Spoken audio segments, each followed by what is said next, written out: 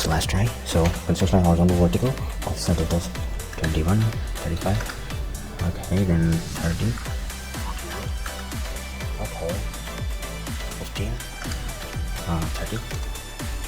18. Then it is 34. And it is 27.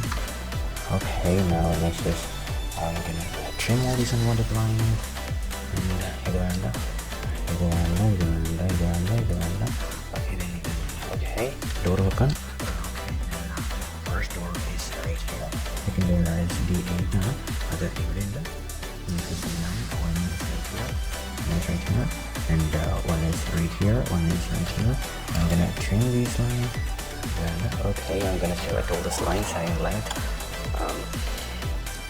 Okay. Delete. Now I'm gonna trim.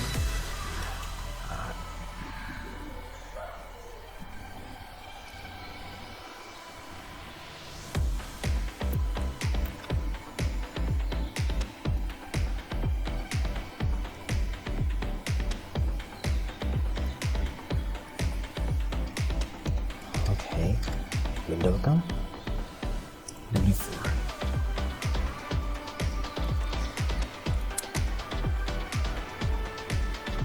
W2,